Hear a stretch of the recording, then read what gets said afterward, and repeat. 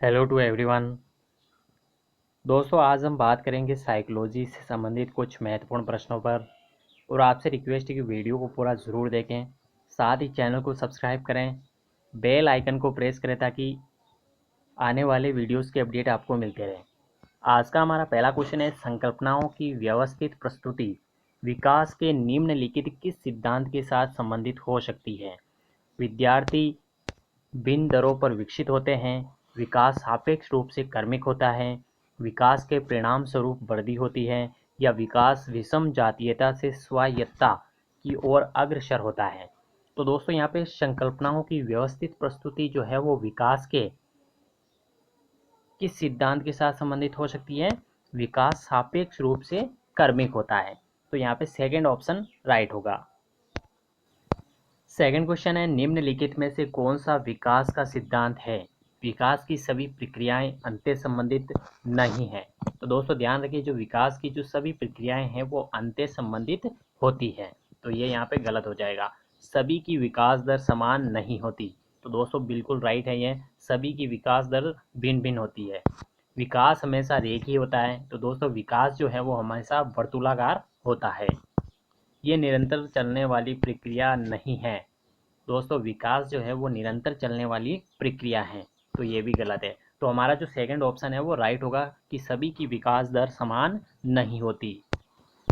Third question है, वर्धित शब्द का प्रयोग परिमाणात्मक परिवर्तनों के लिए तथा विकास का प्रयोग परिमाणात्मक परिवर्तनों के साथ व्यवहारिक परिवर्तनों के लिए भी होता है।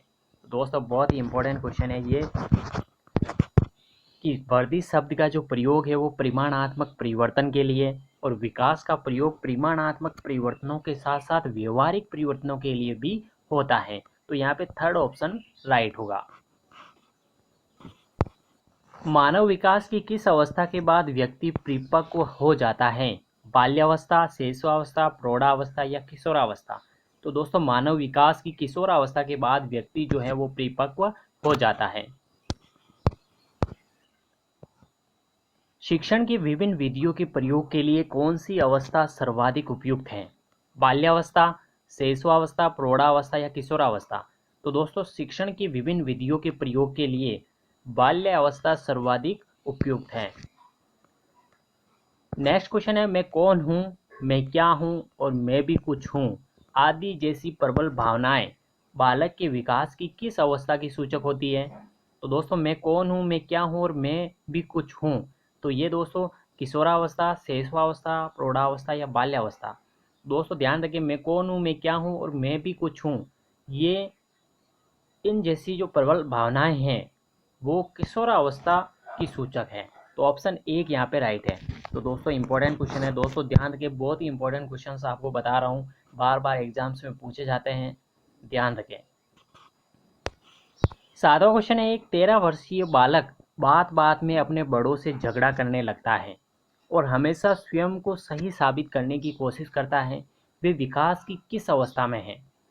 तो दोस्तों यहाँ पे 27वां क्वेश्चन बोल रहा है कि एक 13 वर्षीय जो बालक है वो बात बात में अपने बड़ों से झगड़ा करने लगता है और हमेशा स्वयं को सही साबित करने की कोशिश करता है, तो वो विकास की किशोरावस्था में है दोस्तों।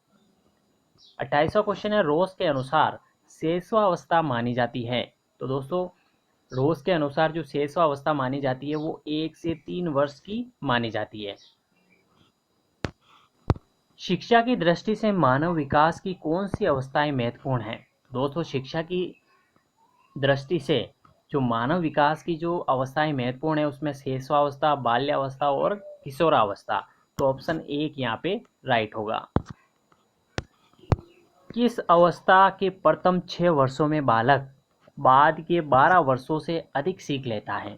शैशवावस्था, बाल्यावस्था, किशोरावस्था या इनमें से कोई नहीं? तो दोस्तों शैशवावस्था के प्रथम 6 वर्षों में बालक बाद के 12 वर्षों से अधिक सीख लेता है। तो ऑप्शन एक यहाँ पे राइट होगा।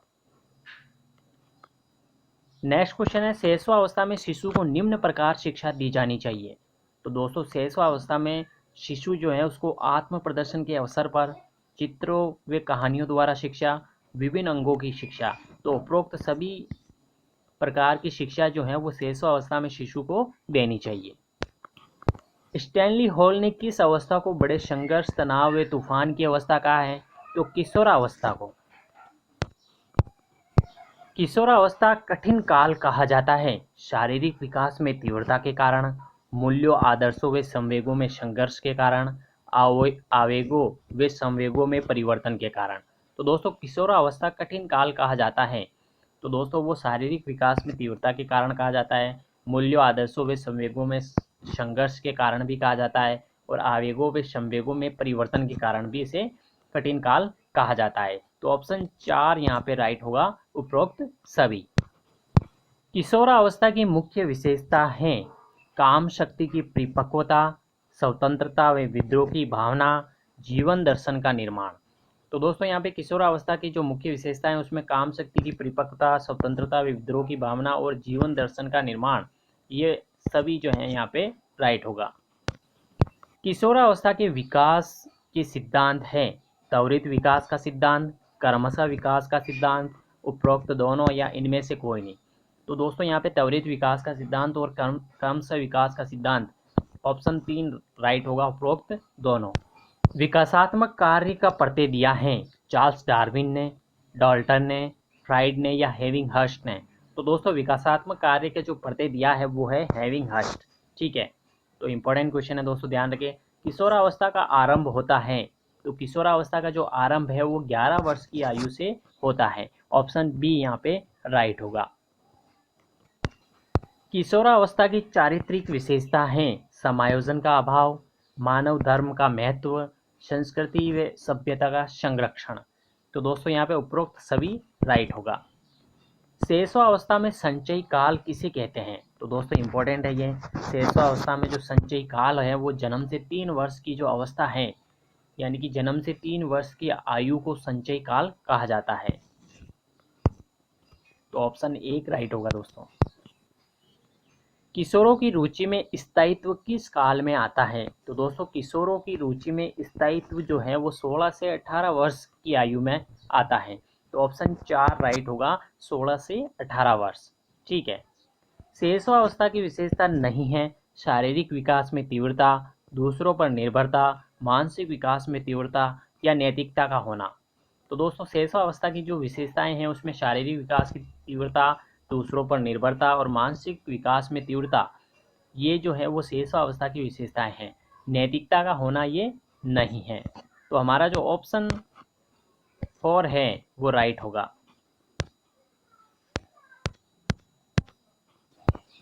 बचपन के सांप्रतिक दृष्टिकोण की मान्यता है बहुत तरीके से बच्चे प्राप्त वयस्कों के बराबर होते हैं। बच्चों को युवा प्राप्त वयस्कों के रूप में सबसे अच्छा माना जाता है। बचपन आधारित रूप से प्रतीक्षा अवधि है, या बचपन वृद्धि एवं परिवर्तन की एक अनूठी अवधि है। तो दोस्तों यहाँ पे चौथा जो ऑप्शन होगा हमारा राइट आंसर होगा, क्योंकि बचपन के सांप्रतिक दृष्टिकोण की मान्यता बचपन वृद्धि एवं परिवर्तन की एक अनूठी अवधि है। शिक्षा मनुष्य की जन्मजात शक्तियों का स्वाभाविक समरस व प्रगतिशील विकास है, ये कथन किसका है? तो दोस्तों शिक्षा जो है वो मनुष्य की जन्मजात शक्तियों का स्वाभाविक समरस व प्रगतिशील विकास है, ये कथन जो है वो पेस्टालॉजी का है, ऑप्शन 4 यहाँ पे राइट होगा। नेक्स्ट क्वेश्चन है, मानव की अभिवृद्धि एक निश्चित आयु तक रुक जाती है, मतलब कि मानव की जो अभिवृद्धि है वो एक निश्चित आयु तक होती है, ये मानी जाती है दोस्तों, ये मानी जाती है 18 वर्ष तक, ऑप्शन 2 राइट होगा। बच्चे के विकास के सिद्धांतों को समझना शिक्षक की सहायता करता है शिक्षार्थी की आर्थिक पृष्ठभूमि को पहचानने में, शिक्षार्थियों को क्यों पढ़ाना चाहिए ये औचित्य स्थापित करने में, शिक्षार्थियों की भिन्न अधिगम शैलियों को प्रभावी रूप से संबोधित करने में, या शिक्षार्थी के सामाजिक स्तर को पहचानने में। तो दोस्तों यहाँ पे बच्चे के विकास के सिद्धांतों को समझना शिक्षक की सहायता करता है शिक्षार्थियों की भिन्न अधिगम शैलियों को प्रभावी रूप से संबोधित करने में, थर्ड ऑप्शन राइट होगा। विकास कभी न समाप्त होने वाली प्रक्रिया है, ये विचार किससे संबंधित है? अंत्य संबंध का सिद्धांत, निरंतरता का सिद्धांत, एकीकरण का सिद्धांत या अंत्य क्रिया का सिद्धांत। तो दोस्तों विकास कभी न समाप्त होने वाली प्रक्रिया है, ये निरंतरता के सिद्धांत से संबंधित है। मानव विकास कुछ विशेष सिद्धांतों पर आधारित है, निम्नलिखित में से कौन सा मानव विकास का सिद्धांत नहीं है? अनुक्रमिकता, सामान्य से विशिष्ट, प्रतिवर्ती या निरंतरता। तो दोस्तों यहाँ पे जो ऑप्शन थर्ड होगा प्रतिवर्ती सिद्धांत, ये मानव विकास से संबंधित नहीं है। बाकी अनुक्रमिकता, सामान्य से विशिष्ट और निरंतरता का सिद्धांत, ये जो है वो मानव विकास के सिद्धांत है। विकास के संदर्भ में मैकडूगल ने व्यक्तित्व का विश्लेषण किया, मूल प्रवृत्त्यात्मक व्यवहार का विश्लेषण किया, बालक के शारीरिक विकास का विश्लेषण किया, या उपयुक्त में से कोई नहीं। तो दोस्तों विकास के संदर्भ में मैकडूगल ने मूल प्रवृत्त्यात्मक व्यवहार का विश्लेषण किया। जन्म से पूर्व काल में कितनी अवस्थाएं होती हैं? तो दोस्तों जन्म से पूर्व काल में 3 अवस्थाएं होती हैं। विकास के परिप्रेक्ष्य में समय के साथ होने वाले परिवर्तनों में निम्न में से क्या शामिल है? तो रूप, दर और अनुक्रम, ये सभी शामिल है दोस्तों। निचली कक्षाओं में शिक्षण की खेल पद्धति मूल रूप से आधारित है शारीरिक शिक्षा कार्यक्रमों के सिद्धांतों पर, शिक्षण पद्धतियों के सिद्धांतों पर, या विकास एवं वृद्धि के मनोवैज्ञानिक सिद्धांतों पर, या शिक्षण के समाजशास्त्री सिद्धांतों पर। तो दोस्तों निचली कक्षाओं में शिक्षण की जो खेल पद्धति है वो मूल रूप से विकास एवं वृद्धि के मनोवैज्ञानिक सिद्धांतों पर आधारित है। बाल विकास का कौन सा सिद्धांत ये बताता है कि शारीरिक विकास की दृष्टि से पिछड़े बालक स्वयंगात्मक, सामाजिक एवं बौद्धिक विकास में भी उतने ही पीछे रह जाते हैं? तो परस्पर संबंध का सिद्धांत, विकास क्रम की एकरूपता का सिद्धांत, या एकीकरण का सिद्धांत, या विकास की दिशा का सिद्धांत। तो दोस्तों बाल विकास का जो सिद्धांत है वो है परस्पर संबंध का सिद्धांत। ये बताता है कि शारीरिक विकास की दृष्टि से पिछड़े बालक व्यंग्यात्मक, सामाजिक एवं बौद्धिक विकास में भी उतने ही पीछे रह जाते हैं। तो ऑप्शन 1 यहाँ पे राइट होगा। निम्नलिखित में से कौन सा बालक के विकास को प्रभावित करने वाला आंतरिक कारक है? बुद्धि, शारीरिक कारण, आनुवंशिक कारण। तो दोस्तों बालक के विकास को प्रभावित करने वाले जो आंतरिक कारक है उसमें बुद्धि, शारीरिक और आनुवंशिक गुण, ये सभी आते हैं। तो ऑप्शन 4 यहाँ पे राइट होगा। निम्नलिखित में से कौन सा बालक के विकास को प्रभावित करने वाला बाह्य कारक है? तो आर्थिक स्थिति, सामाजिक स्थिति और जीवन की घटनाएं, ये सभी जो है वो बालक के विकास को प्रभावित करने वाले बाह्य कारक है। बाल विकास का निम्नलिखित में से कौन सा सिद्धांत ये बताता है कि लगभग सभी बालकों के गत्यात्मक और भाषाई विकास में एक निश्चित प्रतिमान और क्रम दिखाई पड़ता है? यानी कि जो बाल विकास के निम्नलिखित सिद्धांतों में ये बताता है कि लगभग सभी बालकों के गत्यात्मक और भाषाई विकास में एक निश्चित प्रतिमान और क्रम दिखाई पड़ता है। तो वो सिद्धांत कौन सा है? तो वो सिद्धांत है दोस्तों विकास क्रम की एक रूपता का सिद्धांत। ठीक है, तो सेकंड ऑप्शन राइट होगा दोस्तों। ये बहुत ही इंपॉर्टेंट क्वेश्चन है दोस्तों। विकास क्रम की जो एक रूपता का सिद्धांत है ये बताता है कि लगभग सभी बालकों के गत्यात्मक और भाषाई विकास में एक निश्चित प्रतिमान और क्रम दिखाई पड़ता है।